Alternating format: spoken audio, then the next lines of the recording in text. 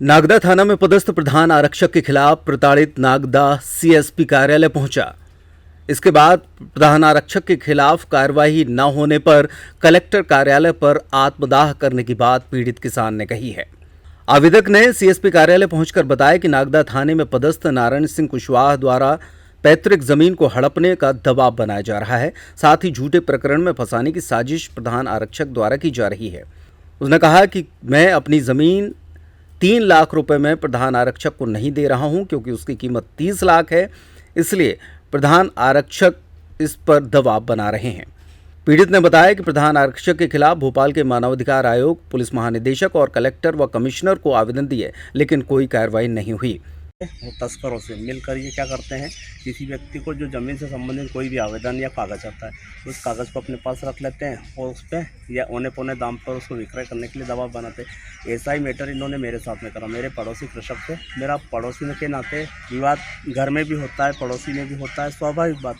अब विवाद चल रहा था, उस विवाद को इन्होंने उग्र रूप दिया और जिसमें माननीय राजस्व न्यायालय एसडीएम महोदय, राजस्व न्यायालय नायब तहसीलदार महोदय, उन्होंने प्रतिवेदन में मेरे पक्ष में कर रखा था और माननीय नायब तहसीलदार महोदय ने तो प्रतिवेदन में भी ये बात स्पष्ट लिखी हुई है कि पुलिस द्वारा सांठगांठ पूर्वक पूरे मामले को मेरे विरुद्ध किया गया। उसके बाद में कलेक्टर साहब और इसका प्रकरण भी चल रहा है 056B121 राजस्व न्यायालय नागदा में एसडीएम साहब के यहाँ चल रहा है।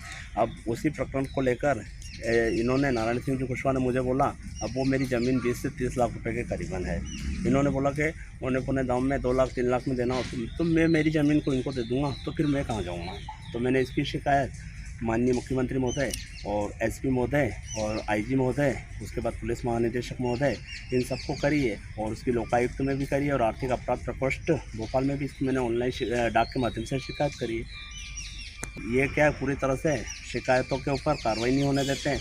8-9 महीने पहले के आवेदन अपने स्तर पर लगवा देते हैं और उस व्यक्ति को परेशान करने के लिए चले जाते हैं और फिर अगर कोई इनका विरोध करता है तो उसके ऊपर झूठी एफआईआर करवा देते हैं, झूठी प्रकरण पंजीबद्ध करवा के उसको परेशान कर देते हैं। उसको मतलब इतना परेशान कर देते हैं, कोई व्यक्ति अपने किसी भी संपत्ति, भले मकान हुआ, ज़मीन हुआ, औने पौने दाम पर बेचने के लिए मजबूर हो जाएगा क्योंकि कोर्ट कचहरी में घिर जाएगा तो व्यक्ति क्या करेगा। तो इसकी वजह से मैंने इनके विरुद्ध शिकायत की है। अब मैं यही चाहता हूँ और ये इसी नागदा थाने में पदस्थ है और सीएसपी साहब इनकी जांच कर रहे हैं। मुझे लगता नहीं है कि इनके यहाँ पदस्थापना होते हुए जांच में कोई प्रगति आ पाएगी या जांच निष्पक्ष हो जाएगी। अगर ये यहाँ से इनका स्थानांतरण होता है उसके बाद ही जांच में प्रगति हो पाएगी। तो मैं इसके लिए मंगलवार को आईजी साहब, कलेक्टर साहब और एसपी साहब जन और आगे की कार्रवाई उसके बाद ही आगे की कार्रवाई की जाए। इनके यहाँ होते हुए संभव नहीं है कि कार्रवाई मामला निष्पक्ष जांच हो पाएगी।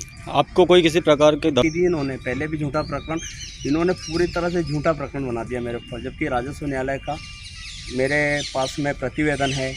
उसके बावजूद भी इन्होंने सारे प्रतिवेदन को दरकिनार करते हुए झूठा और अभी भी इन्होंने मेरे को दिए कि जहाँ शिकायत करना वो कर दे। जहाँ शिकायत करेगा जांच भी मेरे लोग करेंगे, तो शिकायत करके भी क्या कर लेगा। और ऐसा ही इन्होंने एक गांव हिडी में एक अनुसूचित जाति की नाबालिग बालिका का पॉक्सो एक्ट था, उसके अपराधी वर्ग विशेष के लोग उसको ले गए थे, धमकी दे के ले गए थे। उसने इनकी शिकायत, नामजद शिकायत करी हुई है और वहीं पर इन्होंने उसको भी एनकेन प्रकरण, उसकी भी कुछ 6-7 बीघा ज़मीन अपने परिजनों के नाम से ले रखी है और मेरी भी ज़मीन लेने के लिए लगे और मेरे पास लेने के मात्र 4 बीघा ज़मीन है। मैं वो भी इनको दे दूँगा तो मैं अपने परिवार को लेकर कहाँ जाऊँगा। तो मैं प्रशासन से यही गुहार करता हूँ और माननीय मुख्यमंत्री महोदय से, माननीय डीजीपी महोदय से और माननीय एसपी महोदय से कि इनको यहाँ से निलंबित किया जाए या उनको यहाँ से इस ज़िले से दूर पहुँचाया जाए, क्योंकि ये यहाँ होते हुए अपने राजनीतिक ताकत से और अपने रसूख और अपने बहुबल से ना तो जांच होने देंगे और मेरे को झूठे प्रकरण में फंसाएंगे। मेरी हत्या करके मेरी हत्या को आत्महत्या भी साबित कर सकते हैं। और अगर प्रशासन ने कोई कार्रवाई नहीं करी और कुछ भी नहीं हुआ तो मैं देख रहा हूँ कार्रवाई क्या होती क्या नहीं होती, वरना फिर मेरे द्वारा माननीय जिला पुलिस अधीक्षक के कार्यालय पर जाकर वहीं अनशन किया जाएगा और ज़रूरत पड़ी आत्मदाह भी वहीं पे किया जाएगा मेरे द्वारा।